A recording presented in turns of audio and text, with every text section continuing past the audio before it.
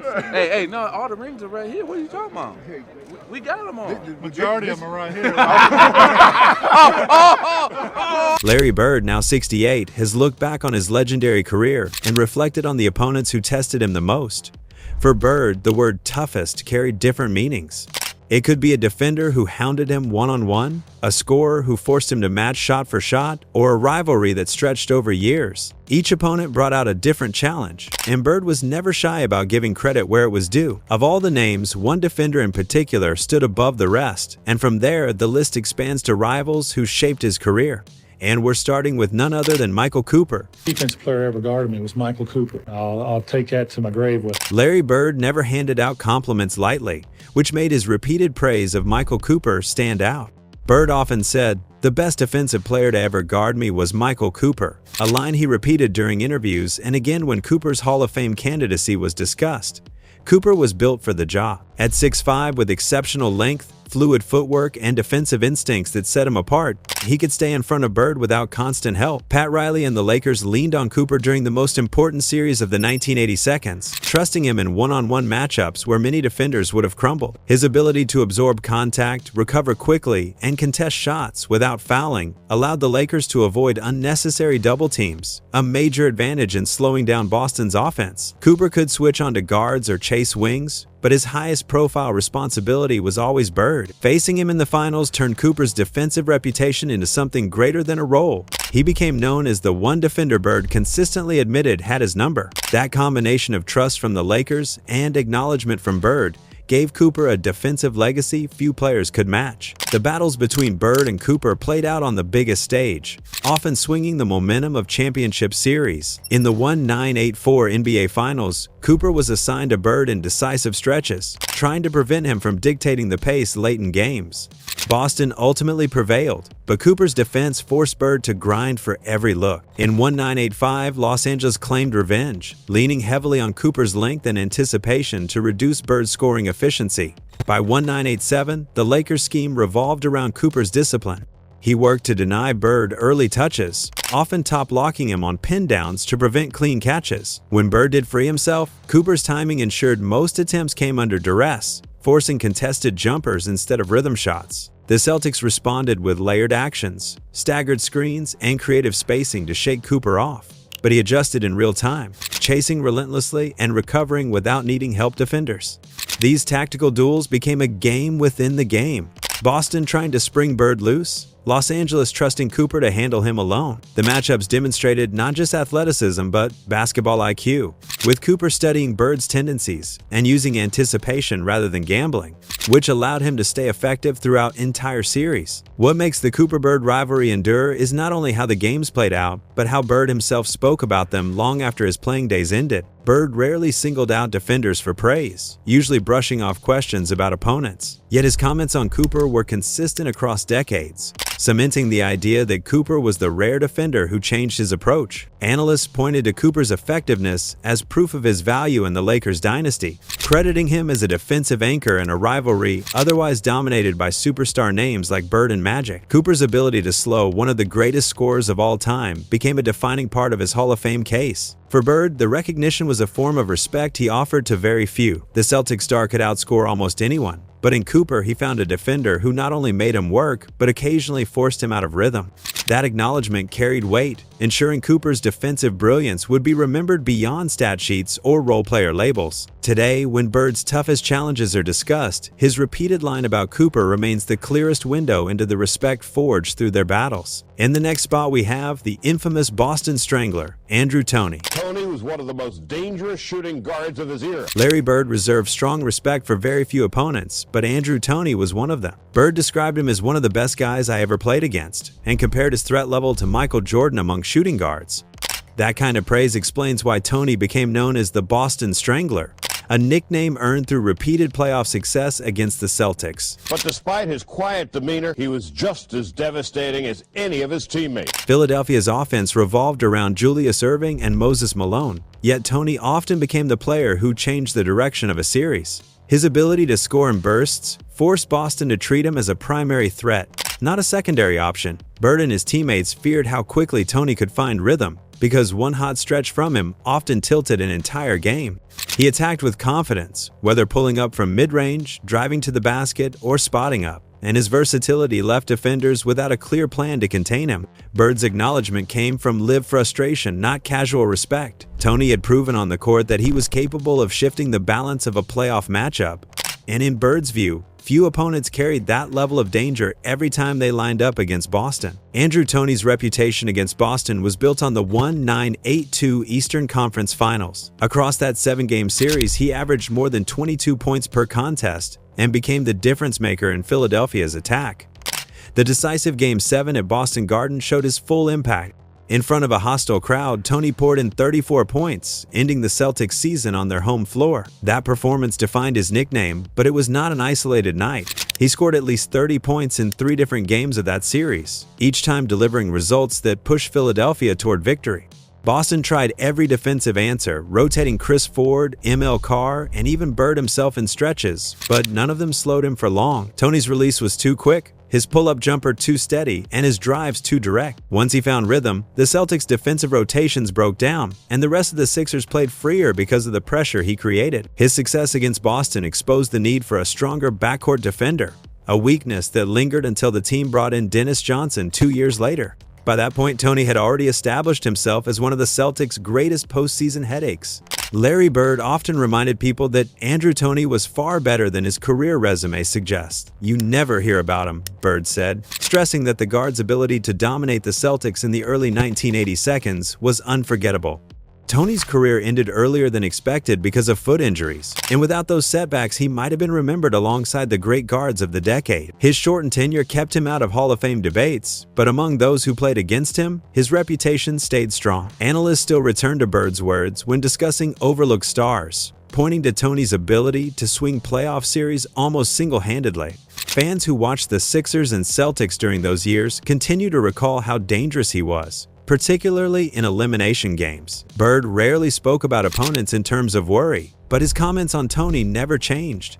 He made clear that Tony's scoring runs demanded extra attention from Boston, no matter how well they prepared. That acknowledgement has kept Tony's reputation alive, even as his career ended too soon because of injuries. His legacy remains tied to those series where he punished the Celtics, and Bird's words continue to be the strongest reminder of how dangerous he truly was. The next player on the list, although forgotten, is one of the best defensive players of the 1980s NBA, and that's Sidney Moncrief. One of the nicest guys you would ever want to be. Sidney Moncrief. Larry Bird's respect for Sidney Moncrief was captured in a 1985 interview when he said, "Moncrief does everything you're supposed to do on defense and doesn't take any shortcuts, and he does it every night."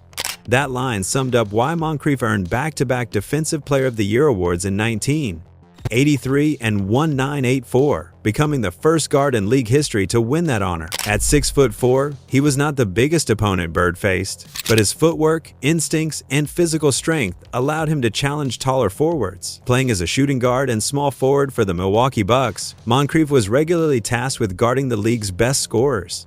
For Bird and the Celtics, that meant seeing him often in playoff series throughout the mid-1980 seconds. His reputation grew from those meetings, where his discipline and effort forced stars to fight through every possession. Bird made clear that Moncrief was not simply a good defender, but the type who maintained intensity every night, no matter the opponent. That commitment distinguished him in an era when offensive stars received most of the recognition, ensuring his defensive ability stood out even among the toughest competition of the decade. Throughout the 1980 seconds, Boston and Milwaukee met often in the postseason, and each series gave Bird a direct look at Moncrief's defensive craft. The Bucks trusted him to handle the toughest perimeter assignments, even when it meant giving up height against larger forwards like Bird.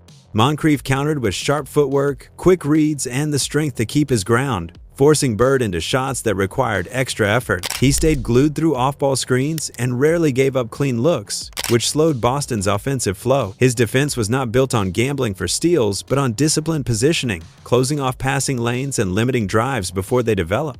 Bird recalled that Moncrief never relaxed, applying steady pressure from opening tip to final horn. That relentlessness became the backbone of Milwaukee's defensive identity, and it made every possession against him a grind. While the Celtics often had the upper hand in the standings, facing Moncrief demanded constant adjustments, from quicker releases to more creative movement without the ball.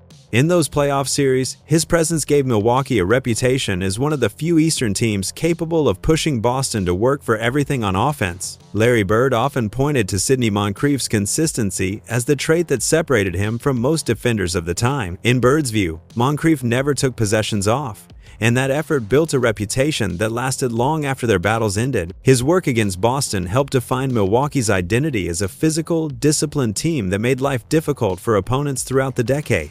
Even as injuries shortened his career, the memory of Moncrief's intensity stayed with players who faced him.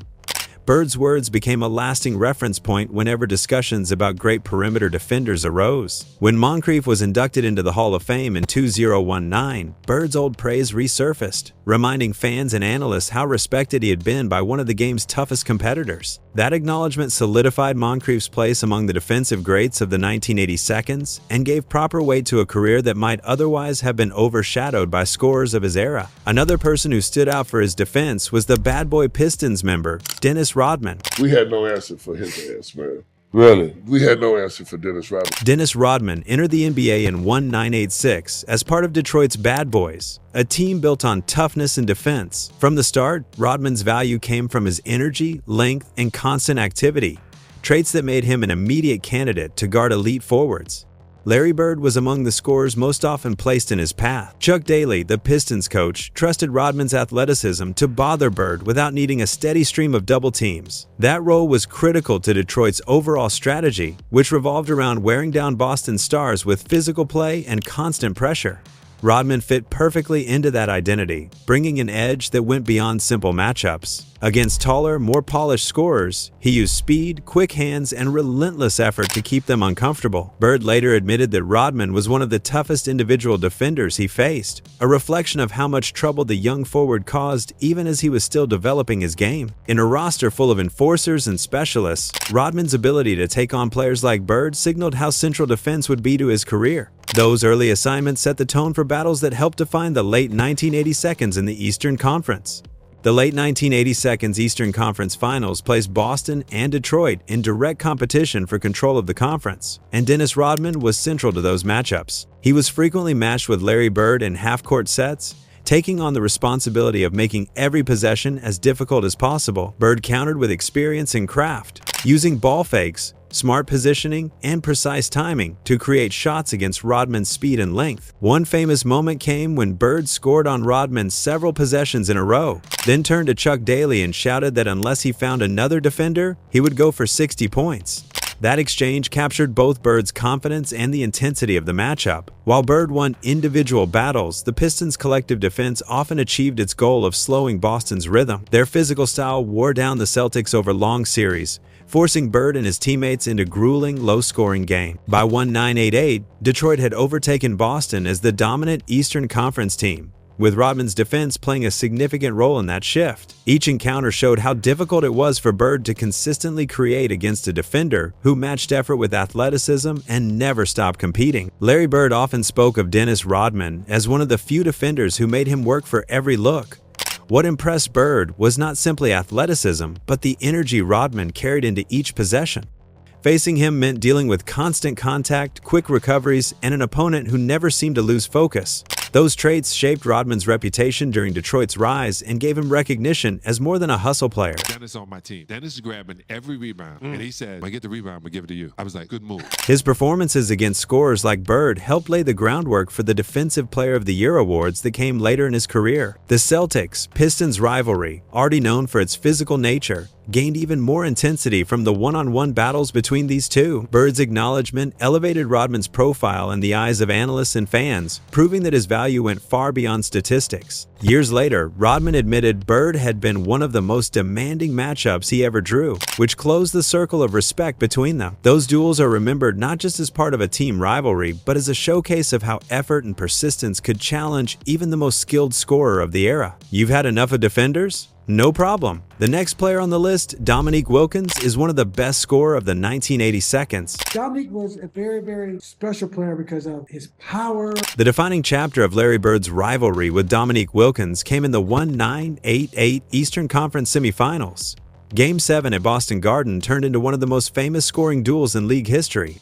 Wilkins erupted for 47 points, attacking relentlessly from the mid-range, in transition, and at the rim. Bird responded with 34 points of his own, including 20 inches the fourth quarter as the Celtics fought to hold their ground at home. That stretch transformed the matchup from a standard playoff meeting into a contest of sheer will, each star answering the other possession after possession. Broadcasters described it as a heavyweight fight in basketball form, while fans who witnessed it still recall the electricity of every shot. The clash was not about defensive assignments or tactical tricks, but about two players refusing to back down on offense when the season hung in the balance. Bird later admitted that Wilkins brought out the best in him, which was a rare confession from a competitor who typically downplayed opponents. For Wilkins, the game proved that he could push one of the all-time greats to the brink, and for Bird, it cemented Wilkins as his fiercest rival in pure scoring ability. The 1988 duel did not come out of nowhere. Tension between Bird and Wilkins had been building since the forward's earliest days in the league. In Wilkins' rookie season, Bird refused to shake his hand before a game and reportedly told him he didn't belong. That slight stayed with Wilkins and became fuel whenever Atlanta and Boston met. Their regular season matchups often turned into scoring exhibitions, with Wilkins showcasing his explosive first step and leaping ability, while Bird relied on footwork, angles, and patience. Atlanta rarely had the roster depth to outlast Boston over a full series, but Wilkins' individual brilliance forced the Celtics to treat him as a constant threat. His ability to rise over defenders or attack in transition demanded extra attention, which pulled Boston's defense into uncomfortable adjustments they did not usually make against other forwards. Bird's approach was the opposite in style, built on efficiency and calculation, yet that contrast only heightened the rivalry.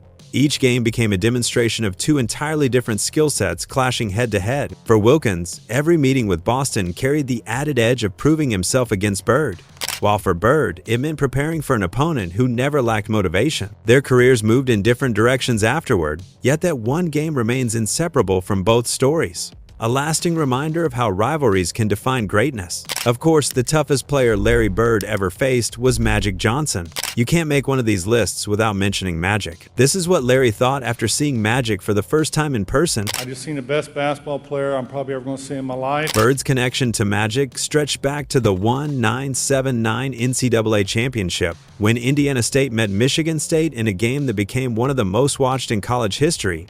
Magic led his team to victory, and from that night forward, the two players were linked. Once they entered the NBA, their rivalry shaped the identity of the league during the 1980 seconds. Bird repeatedly called Magic the best player he ever faced, a reflection of the unique challenges Johnson presented. Standing 6'9" yet running the floor as a point guard, Magic controlled games with vision, pace, and creativity that left opponents scrambling. Boston could not assign a single defender to neutralize him because the problem was bigger than individual matchups.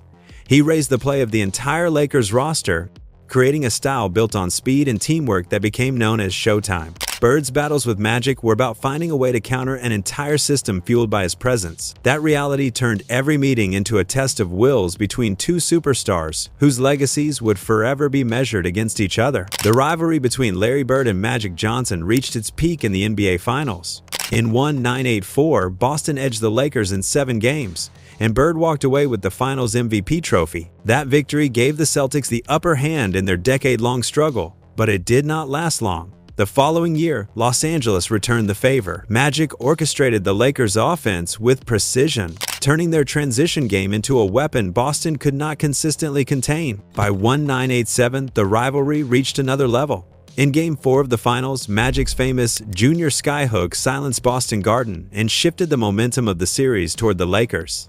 Johnson's ability to dictate tempo forced Boston into a style of play that did not suit them, dragging the Celtics into fast-paced sequences that limited Bird's influence. Bird acknowledged that beating Magic was not a matter of guarding him one-on-one, but of finding ways to disrupt the entire Lakers system. Magic combined size, passing, rebounding, and leadership in a way that left Boston without a clear solution. Each finals clash reinforced the idea that Magic was Bird's most complete challenge. I have to admit, I work tirelessly every day, practicing for one reason: try to beat them damn Lakers. When Larry Bird looked back on his career, he often said Magic Johnson was the greatest player he ever faced. That respect came from years of battles that pushed both men to their limits and helped define professional basketball in the 1980 seconds. Their rivalry is widely credited with bringing new energy and attention to the league, turning Celtics Lakers into must-watch television and fueling the NBA's global rise. Over time, competition gave way to friendship. Bird noted that Magic became more than an opponent, someone he stayed close with long after both had retired. Larry Bird's reflections show how rivals shaped his greatness, from defenders who tested his patience to scorers who pushed him to respond. If you want more deep dives into NBA rivalries and legends, make sure to check out our other videos.